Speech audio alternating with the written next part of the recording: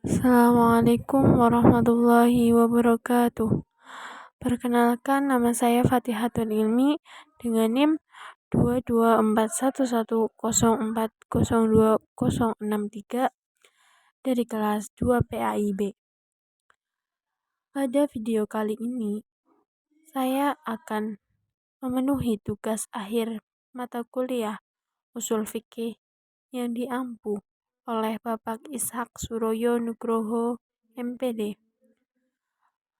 Pada video kali ini, saya akan menyampaikan materi terkait usul fikih, yaitu pengertian usul fikih secara bahasa maupun istilah. Dan saya akan menjelaskan tentang contoh kegunaan memahami usul fikih dalam kehidupan. Berikut video yang akan saya sampaikan. Selamat menonton. Baik, yang pertama ada pengertian usul fikih. Usul fikih menurut bahasa dan istilah. Usul fikih berasal dari kata usul yang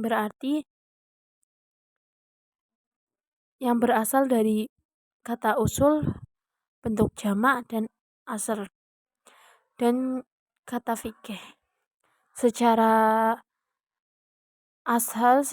bahasa berarti pondasi dari fikih. Secara bahasa berarti pemahaman. Sedangkan secara istilah, asal mempunyai beberapa arti, di antaranya dalil atau landasan hukum, dan secara istilah, fikih berarti pengetahuan tentang syariah Islam yang berhubungan dengan perbuatan seorang mukallaf. Adapun pengertian usul fikih secara bahasa dan istilah, asal secara bahasa adalah terminologi berarti pondasi, landasan tempat membangun sesuatu, baik yang bersifat materi ataupun bukan. Secara istilah mempunyai beberapa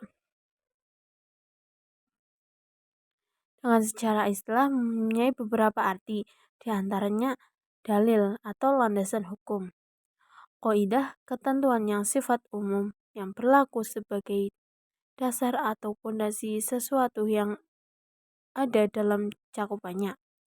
Rajih, yang terkuat dari beberapa probabilitas atau kemungkinan.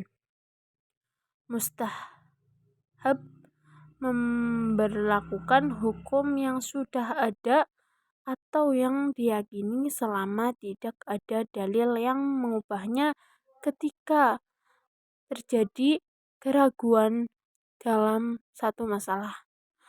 Asal juga berarti asal tempat kias analogi. Dengan demikian usul fikih berarti dalil-dalil atau landasan hukum fikih.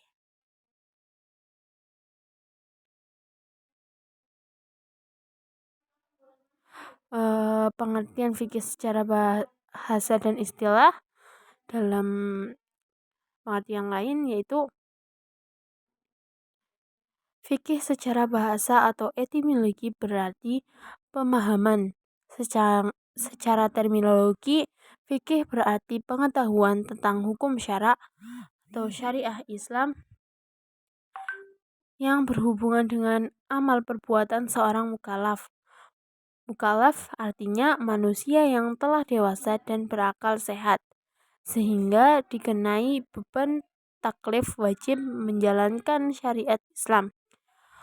Objek kajian fikih ialah hukum perbuatan mukallaf ini, yaitu tentang halal, haram, wajib, mandub, makruh, dan mubah beserta dalil-dalil yang mendasari ketentuan hukum tersebut. Pengetahuan atau pemahaman tentang hukum syara tersebut digali dari satu persatu dalilnya yang spektif atau terperinci seperti satu kasus tertentu. Penggalian hukum fikih ini membutuhkan pemahaman yang mendalam dan pengarahan potensi akal. Hukum dan fikih diambil dari dalil dalam Quran dan Sunnah. Fikih merupakan bagian dari syariah Islam disebut sebagai bagian dari syariah Islam karena syariat Islam itu sangat luas, mencakup seluruh ajaran agama Islam, baik berupa akidah, ahal, ashuliyah, maupun amaliyah, furu'iyah. Fikih hanya mencakup aspek amaliyah, furu'iyah yang berhubungan dengan amal perbuatan. Tidak termasuk hukum yang berhubungan dengan akidah seperti kewajiban beriman kepada Allah Subhanahu wa taala, malaikat, rasul dan sebagainya. Tidak termasuk juga akhlak dan tasawuf. Sebagai ilmu yang berusaha menjelaskan hukum syariat Islam, fikih dapat diartikan sebagai ilmu tentang hukum syara tentang perbuatan manusia amaliyah yang diperoleh melalui dalil-dalilnya yang terperinci.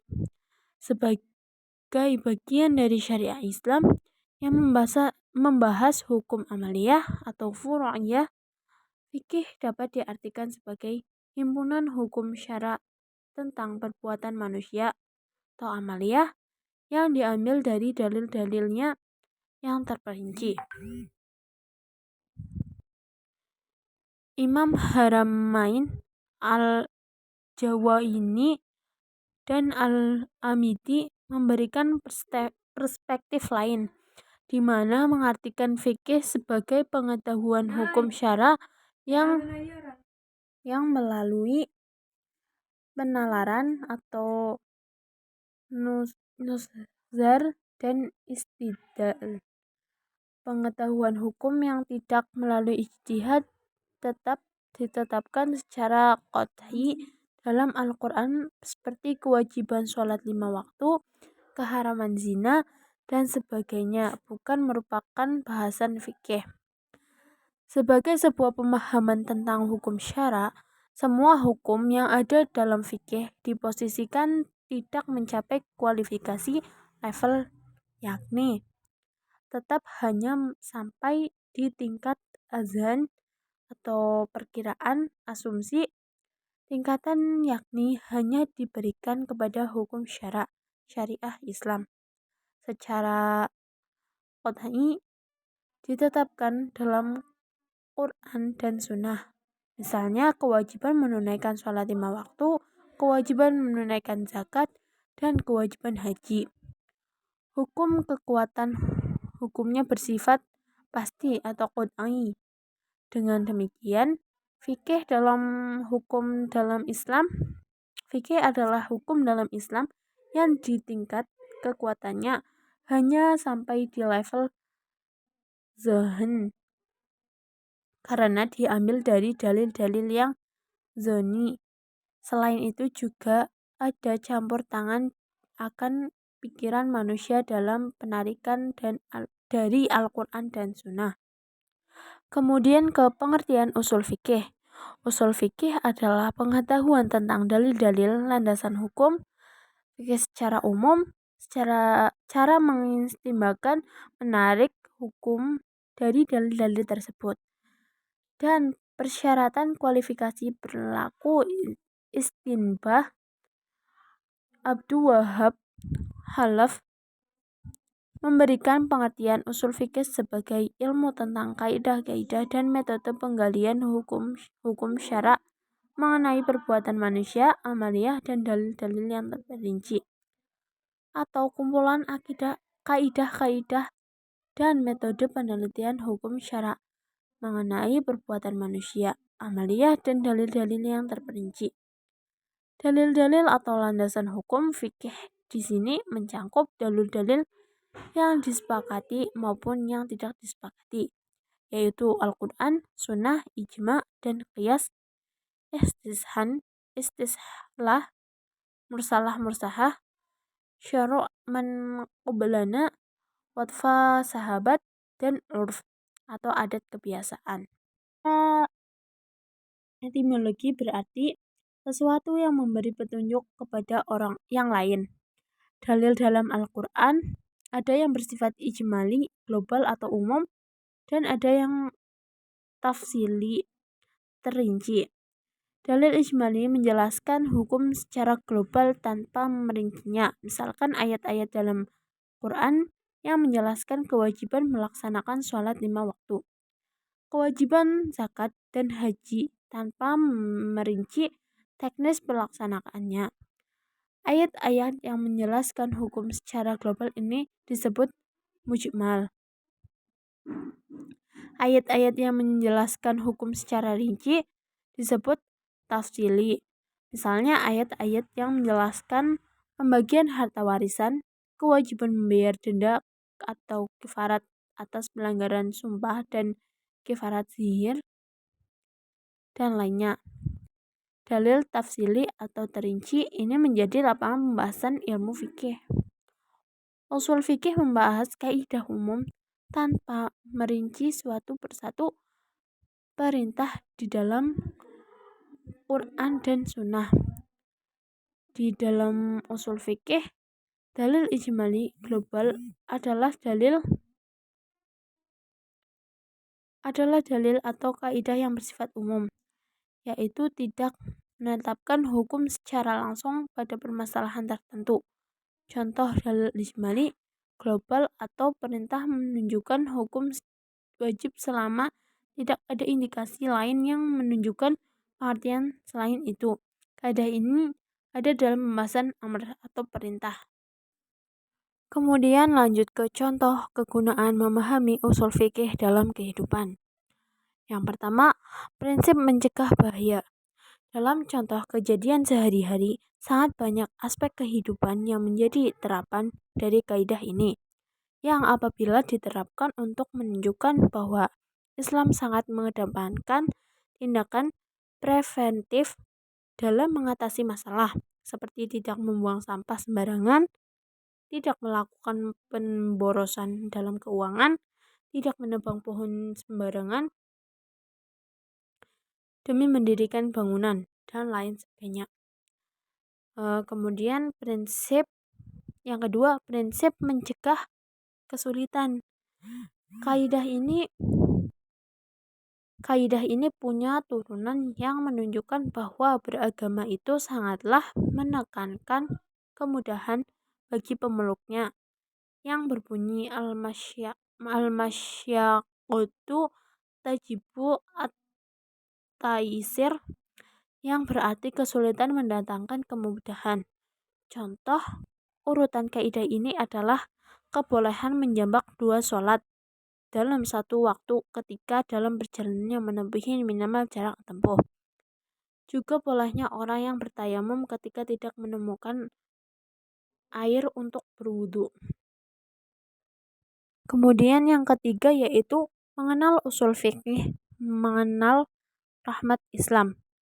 Mengenal usul fikih sebagai teori-teori landasan hukum Islam tidak hanya mengetahui bagaimana sebuah hukum dalam syariat diproses, melainkan pengetahuan alasan dibalik penerapan syariat Islam, yaitu untuk kemaslahatan hambanya. Dalam teori usul fikih, misalnya, ada masalah mursaah, yakni sebuah hukum berdasarkan kemaslahatan yang bisa ditemukan dan direalisasikan dengan memandang manfaatnya. Ada pula teori tentang menimbang konsekuensi yang terjadi di kemudian hari yang disebut mura'atu al-ma'al, dan masih banyak lain. Imam Syatibi menegaskan bahwa syariat dibuat semata-mata untuk kebaikan hamba-hamba Allah baik dari dunia maupun di akhirat. Pada akhirnya, mempelajari ilmu ini berarti mempelajari bagaimana menebar rahmat syariat di bumi Allah. Baik, mungkin itu saja materi yang dapat saya sampaikan pada mata kuliah usul fikih ini mengenai pengertian secara bahasa dan istilah dan juga contoh dalam kehidupan. Apabila banyak tutur kata atau kesalahan, mohon dimaafkan. Cukup sekian. Wassalamualaikum warahmatullahi wabarakatuh.